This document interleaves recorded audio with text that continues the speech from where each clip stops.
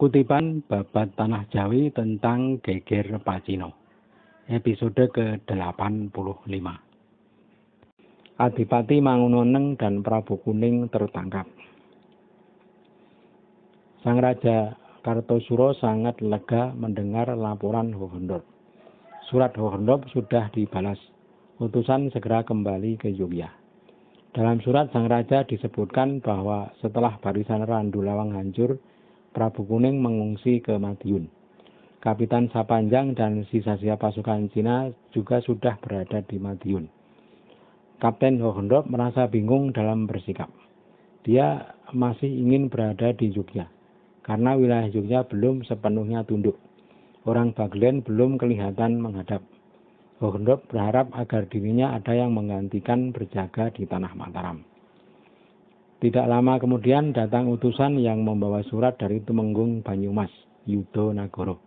Isi suratnya memberitahu bahwa Mangunoneng telah tertangkap di Ledok, yang menangkap pasukan Tegal dan Kapten Bahiman. Istri sang raja yang dibawa Mangunoneng dahulu bernama Raden Ayudono telah diamankan. Juga barang milik sang raja yang dijarah Mangunoneng berupa keris dan cincin. Kerisnya bernama Kiai Jakung. Adapun cincin bernama Kiai Menjangan Bang. Semua sudah dibawa ke Tegal. Kapten Hohendop lalu membalas surat Yudonagoro. Utusan yang ditugaskan membawa surat adalah Ki Wongsonagoro dan Ki Kartileksono. Sekalian mereka berdua nanti pulang ke Bagelen dan menaklukkan wilayah tersebut.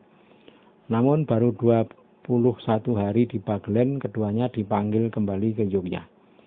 Karena waktunya singkat, keduanya belum berhasil membawa seluruh orang Bagelen. Yang bernama Onggowongso dan Cokrojoyo belum mau menghadap.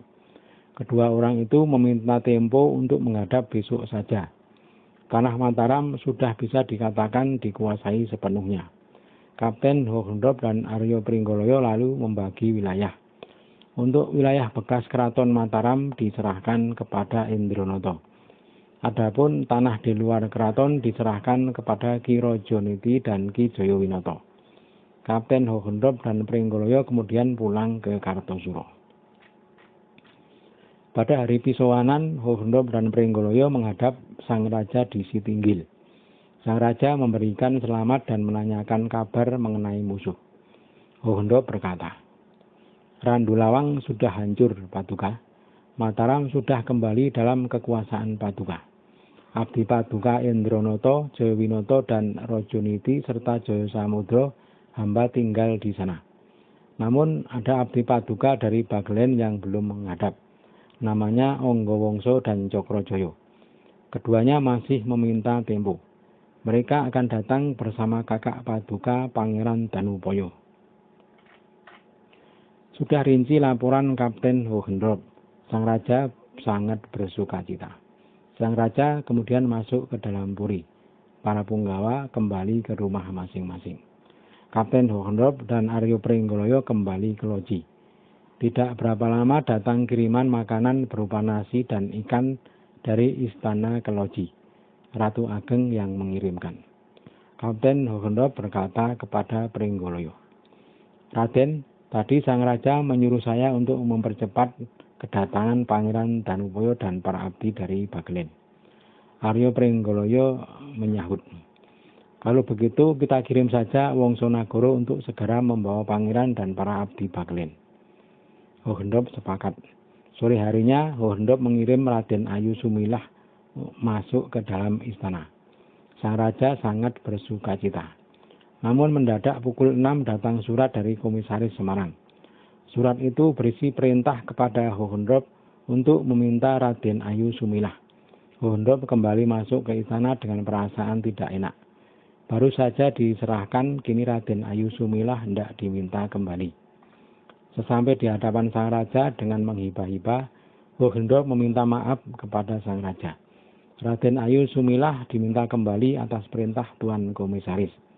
Tuan Komisaris mengirim surat yang isinya meminta Raden Ayu Sumilah untuk dibawa ke Semarang.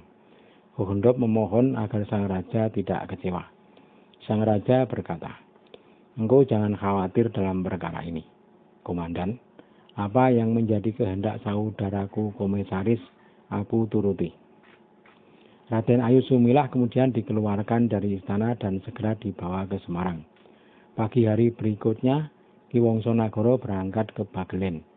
10 hari kemudian, Surawikromo dikirim untuk menyusul ke Bagelen dengan diberi 2 tugas. Pertama, untuk memeriksa Gua Karang Bolong. Tugas kedua, untuk mempercepat kedatangan para punggawa Bagelen yang sampai hari ini belum menghadap. Setelah selesai memeriksa Gua Karang Bolong, Surawikromo segera menemui Wongso Nagara, Anggawangsa, dan Cokrojoyo. Ketiganya disuruh segera menghadap ke Kartosuro.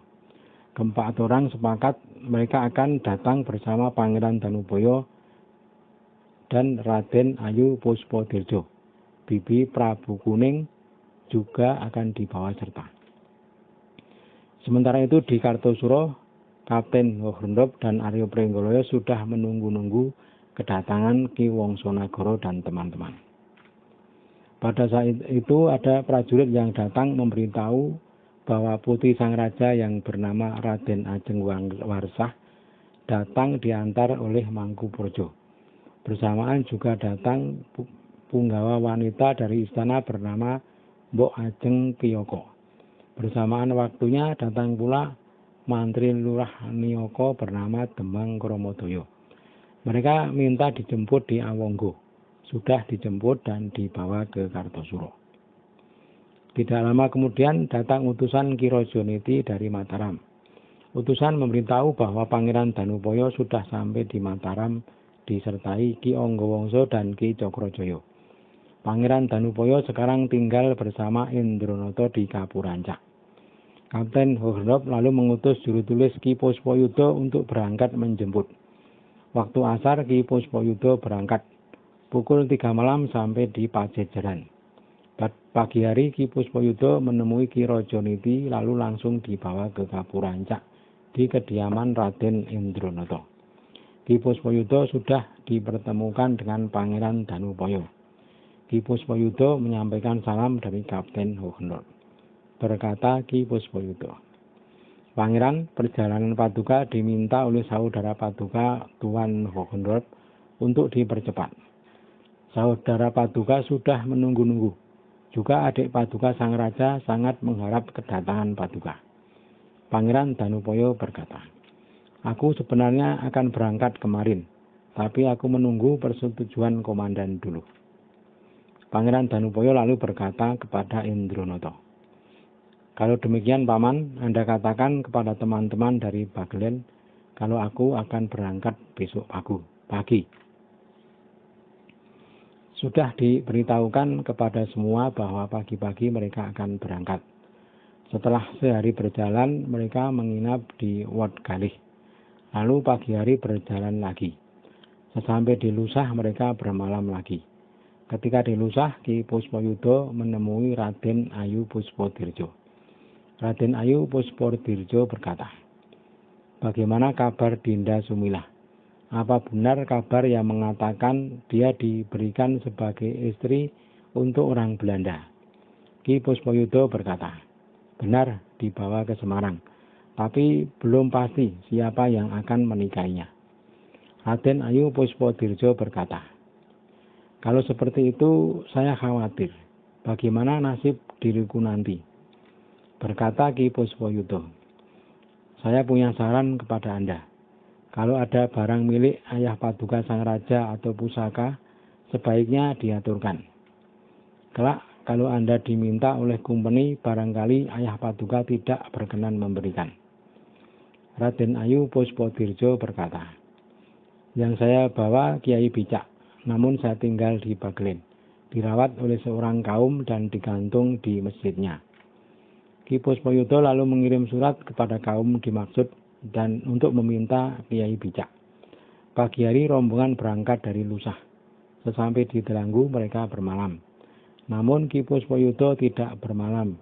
Dia terus melanjutkan perjalanan sampai di Kartosuro dan melapor kepada Kapten Horendop perihal Kiai Bicak yang dibawa Raden Ayu Puspadirja. Kapten Horendop kemudian melapor kepada sang raja. Sang raja sangat lega karena Kiai Bicak sudah ditemukan. Karena Kiai Bijak merupakan pusaka perang yang sangat penting. Sang raja kemudian mengirim utusan untuk mengambilnya. Pagi hari rombongan Pangeran Danupoyo, orang Bagelen dan Raden Ayu Puspodirjo sudah sampai di loji. Kapten segera membawa mereka menghadap sang raja. Sang raja menerima mereka dan memberi perintah agar mereka bergabung kembali dengan para wadono lama mereka. Pangeran Danupoyo pun diperintahkan agar menempati rumahnya yang dulu. Sedangkan Raden Ayu Puspodirjo masih ditinggal di loji. Cokrojoyo diambil masuk istana sebagai pengasuh Pangeran Adipati. 8 hari sejak kedatangan rombongan dari Bagelen, datang surat dari komisaris yang ditujukan kepada Kapten Hohendold. Isi suratnya memberitahu bahwa Prabu Kuning sudah sampai di Semarang. Juga dalam surat Tuan Komisaris meminta Raden Ayu Puspodirjo agar dibawa ke Semarang. Kapten Hohendold lalu melapor kepada sang raja bahwa Tuan Komisaris telah mengirim surat. Suratnya memberitahu bahwa Prabu Kuning telah berada di Semarang. Oleh Tuan Komisaris, Prabu Kuning sudah diganti nama menjadi Pangeran Ceylon. Dan Raden Ayu Puspodirjo diminta agar dibawa ke Semarang. Sang raja berkata, "Baiklah Kapten, segera bawalah ke Semarang. Itu tidak menjadi persoalan bagiku. Yang aku pikirkan hanyalah kemuliaan negeriku."